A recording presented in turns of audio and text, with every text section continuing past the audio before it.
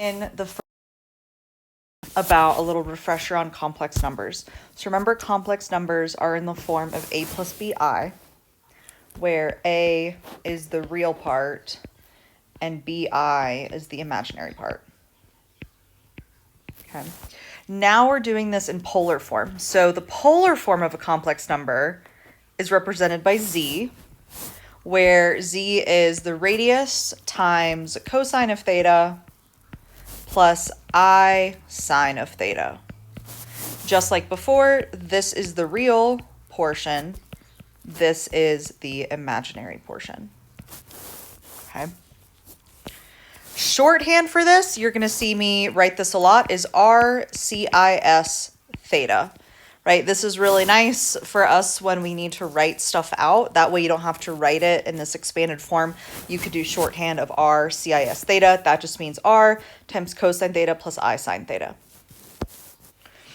In polar form, R is what we call the modulus or magnitude, okay? That essentially means it is the absolute value of the complex number, or the hypotenuse, if you want to think about the Pythagorean theorem again, right? We're always going to assume that the radius is we're doing absolute value, since absolute value is distance from zero, so just keep that in mind. The argument of a complex number is theta, right? It's the angle. We have to figure out the angle based on if this is positive or this is positive or positive, negative. You get the idea, right? This is where the unit circle will come in handy again, because we'll have plus, plus, negative, negative, and plus, negative. As for the complex number axis, remember this is real, this is imaginary, this is the negative real, this is the negative imaginary. Just a quick refresher on that, because we did that a long time ago. Now, if we want to write this complex number in rectangular form, we need to just go through the steps of figuring out what is the cosine value and the sine value at 7 pi over 6. So I'm always going to draw a triangle. I tell you every time, just do the triangle. We have, for pi over 6, negative root 3 over 2 and negative 1. So this is my 7 pi over 6. So I know that cosine is going to be negative root 3 over 2. Sine is going to be negative 1/2. Okay, from there, all I need to do is fill in what's missing. So 19.2 is your radius. That doesn't change. And then we have an I and we have a plus. Right, so if we simplify, that's 19.2, sorry, negative 19.2 root 3 over 2 minus 19.2 over 2 I. If you further simplify, you'll have negative 9.6 root 3 minus 9.6. Either of these would honestly be fine. But that's the rectangular form of this polar version of a complex number. Now let's do the complex number z equals negative 7i in polar form. So here we have z. All we have is that b term. So let's go ahead and find the radius.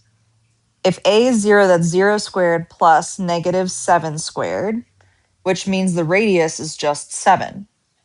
So I want you to think about, if we only have essentially a y value, right? This is, or sine of theta, and it's negative, where is that on the unit circle? It's going to be up here if it's a positive value. It's going to be down here if it's a negative value. So that means we are going to be at 3 pi over 2. So z, your complex number, is going to be 7 CIS 3 pi over 2. And again, I'm always going to use shorthand because it's much quicker to write.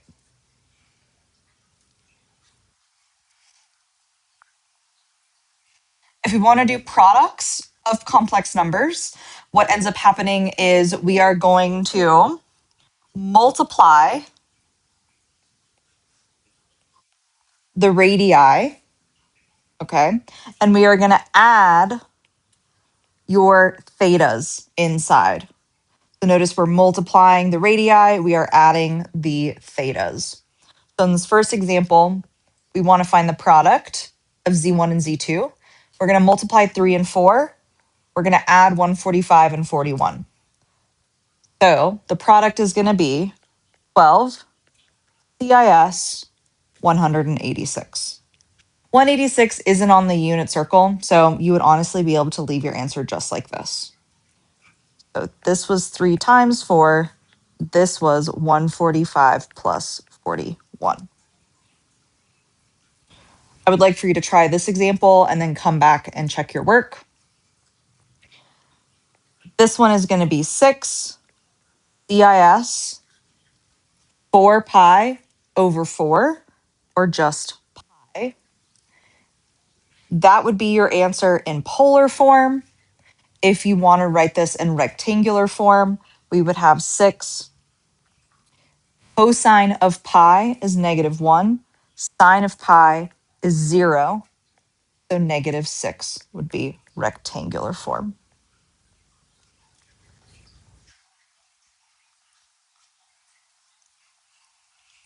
Division is essentially the same idea. You're going to divide the radii. You're going to subtract the degrees or radians. Here, we're going to go ahead and do 3/4, and it's going to divide. And then we have CIS. We want to subtract 145 minus 41. That's going to be 104. Not much else you can do there since that's not on the unit circle, and that's okay. Go ahead and try the next one. Here we're going to have 3 CIS of 225. If I think about where 225 is on the unit circle, I know that that's going to be a version of the 45-degree triangle. So -1, -1 root 2. So if you want to write this in rectangular form, you have 3 times -root 2 over 2 minus root 2 over 2i. And then after distributing, -root 2 over 2 minus 3 root 2 over 2. There's your rectangular form. There is your polar form.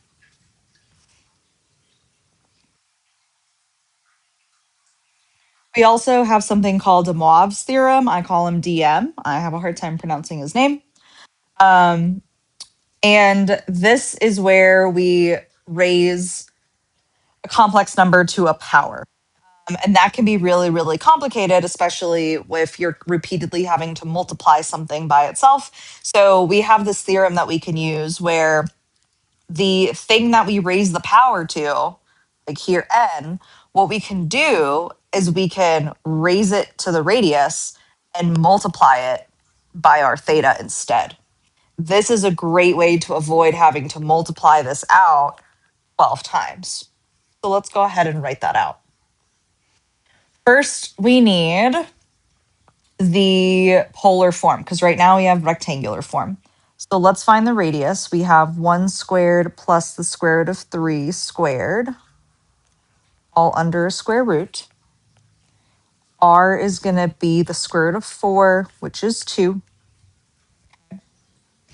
I want you to think about cosine and sine. So where on the unit circle is cosine going to be 1 and sine going to be root 3?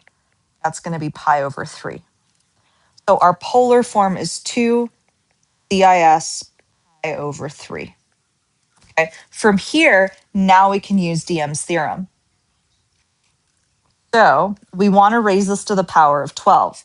So now we have 2 to the power of 12 CIS 12 times pi over 3. That's a lot easier to calculate. Obviously, 2 to the 12th, you would need a calculator, is 4,096. And here we have CIS of 4 pi, right? Which is going to be the same reference angle as 2 pi. So if you want to use 2 pi, you can. If you're more comfortable with that, I'll go ahead and write 2 pi here. So now think about what is cosine of 2 pi. Cosine of 2 pi is 1. Sine of 2 pi is 0. So our final answer will be 4,096.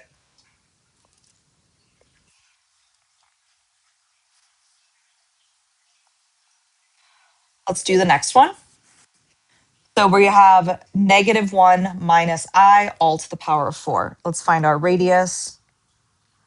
-1 squared plus -1 squared. R is going to equal the square root of 2. I want you to think about where on the unit circle you have a -1 on the x and a -1 on the y. That's going to be 5 pi over 4.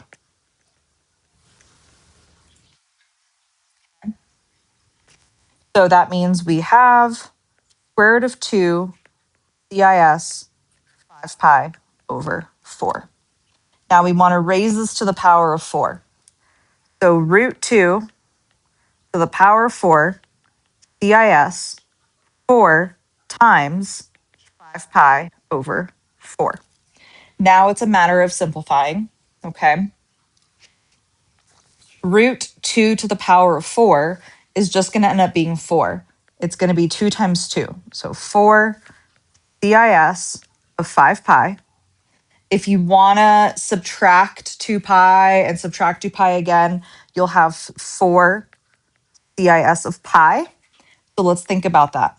What is the cosine value of pi? It's going to be -1. What is the sine value of pi? It's going to be 0. So your answer would be -4.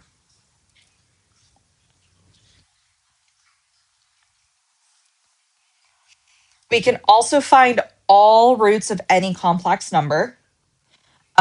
This can get a little bit tedious, so pause when you need. The formula I've provided here is for radians, but also keep in mind you can do this for degrees. I believe I'm going to show you how this works with degrees on both, maybe one example, if not both. Okay. So this theorem that we just talked about can be extended to nth roots. So you'll notice nth root of the radius. Here we are dividing by the n, okay? Keep in mind we are adding 2 pi some number of times k, where we start with 0, okay? So however many roots you want, that's how many k's you're going to have. If you have the third root, the cube root, you're going to have 0, 1, and 2 for k, because that's 3 of them. I think the best way to do this is to just jump right in and kind of talk through each step. We want to find the 3 cube roots of z equals -2 plus 2i. We're going to write it in rectangular form and polar form, if I remember by the end. Let's start by finding the radius. That's going to be the square root of -2 squared plus 2 squared, which is going to be the square root of 8. So that is your radius. Okay. Now I need to think about where is this on the unit circle. So there's a couple ways to do this. We have that tangent of theta is equal to 2 over -2. So where is tangent of theta equal to -1? When we have a negative and a positive, okay? That's going to be 3 pi over 4 or 135 degrees. For this first example, I'll go ahead and use 135 just so you're getting comfortable with this. So now what we want is we want the cube root. So looking at this equation, we have the cube root of 8. And then we have cosine. I'm going to write CIS. CIS of 135, that's this, plus 360k, all divided by 3. Whoops. So that's our setup. Now I'm going to actually break it down to when k is 0, 1, and 2. Okay. This is also something that we can call alpha. So if we want, we can call this. So the cube root of 8 is 2. So I'll go ahead and write 2. So CIS of 135 plus 360 times 0 over 3, because that was our first term. Then we repeat it again with a 1. 2 CIS 135 plus 360 times 1 over 3. And then we do it again for our last value, 135 plus 360 times 2 over 3. Now this just becomes algebra inside the parentheses. We end up with 2 CIS 45, 2 CIS 165, and 2 CIS 285. Okay. Those would be the cube roots of the complex number in polar form. Since 165 is not on the unit circle, I'm going to just leave it as that and not do rectangular form. Let's do this last one, which is finding the fourth roots. It's the same process. So we'll start by finding the radius. 8 squared plus 8 root 3 squared. We're going to get 16.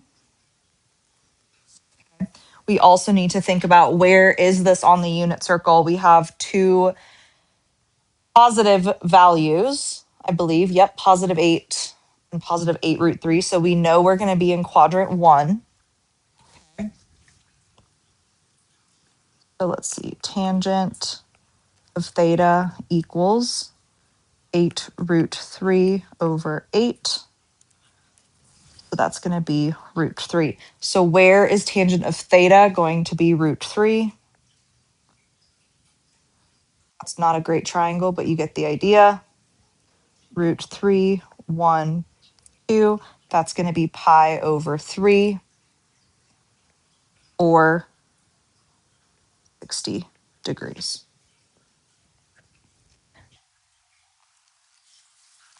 So we have we have 16 CIS 60. We want the fourth roots.